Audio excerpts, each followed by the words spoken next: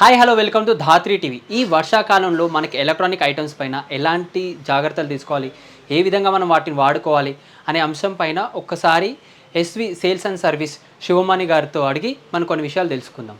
Sir నమస్తే sir. నమస్తే అండి. సార్ మనకి ఈ వర్షాకాలంలో ఎలక్ట్రానిక్స్ మనకి షార్ట్ సర్క్యూట్లు ఇవి అన్నీ జరుగుతూ ఉంటాయి. వీటికి మనం ఎలాంటి జాగ్రత్తలు తీసుకోవాలి అండ్ ఏ విధంగా మనం వీటిని మంచిగా వాడుకోవాలి ఒక్కసారి మా ధాత్రి ప్రేక్షకులకు వివరిస్తారా? ఓకే అండి, తప్పకుండా అండి. మెయిన్ ఏంటంటే ఒక ఇంటికి ఎర్తింగ్ ఉందా లేదా, ఒక ఇంటికి ఆర్సీసీబీ ఉందా లేదా, ఒక ఇంటికి ఈఎల్సీబీ ఉందా లేదా ఒక్కసారి అందరు చూసుకోవాలి. దానివల్ల మనకు శాశ్వతం కొంత 50% మనం తగ్గివచ్చు ఆటోమేటిక్గా. ఓకే, కొంతమంది కాపాడుకోవచ్చు మనం. ఎప్పుడైతే ఎర్తింగ్ లేదో 100% కరెంట్ షాక్ కొట్టే ఛాన్స్ ఉంది. ఆర్సీసీబీ ఉండడం వల్ల ట్రిప్ అయిపోతాయి.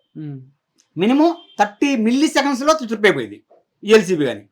ఇకపోతే ఇంట్లో విషయాలు ఇంట్లో టీవీలు కానీ, మిక్సీ కానీ, ఓవెన్ కానీ, గీజర్ కానీ, ఏసీ కానీ, ఫ్రిడ్జ్ కానీ వీటికి కూడా ఎర్తింగ్ ఉందా లేదా ఒకసారి చెక్ చేసుకోవాలి. ఎంసీబీలు ఎలా ఉన్నాయి, ఎంసీబీలు హీట్ ఎక్కువ ఉన్న వైర్లు ఏమన్నా వైర్ హీట్ ఎక్కువ ఉంటుండే మనం చూడమయ్యి.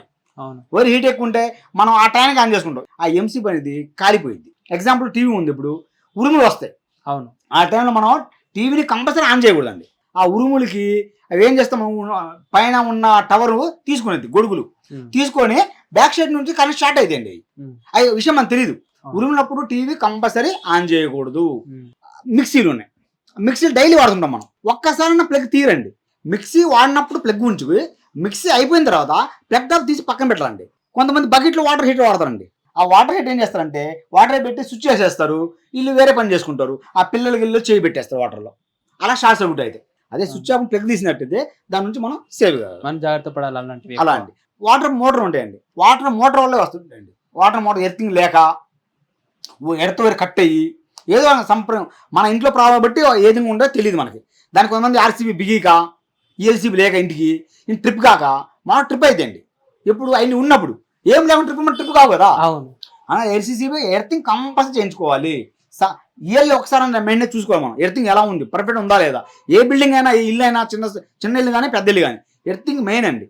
ఎప్పుడైతే మన ఇంట్లో టీవీలు ఫ్రిడ్జ్లు 3 ప్లగ్లు ఉన్న ఐటమ్ ఏది వాడతామో ఎర్తింగ్ కంపల్సరీ చూసుకోవాలి దానికి. ఇంకా 3 ప్లగ్లు ఉండేది 3వ పిన్ ఎర్తింగ్ కోసం అండి. ఎర్తింగ్ కంపల్సరీ వాడాలి దానికి. అందుకని 3వ పిన్ ఇస్తాడు వాడు. షార్ట్ సర్క్యూట్ కాకుండా కాపాడటానికే 3వ పిన్ ఇస్తాడు. ఆ 3వ పిన్ ఎర్తింగ్ అండి. మనం ఎర్తింగ్ పర్ఫెక్ట్ ఉన్నప్పుడు నైన్ పర్ఫెక్ట్ ఉందని ఏ వస్తువు అయినా ఎక్కువ నాణ్యత ఉండిద్ది. ఎర్త్ లేకుండా కరెంట్ హై కరెంట్ వచ్చింది, హై కరెంట్ వచ్చినప్పుడు ఏం జరిగింది, ఏ వస్తువు కాలిపోయింది.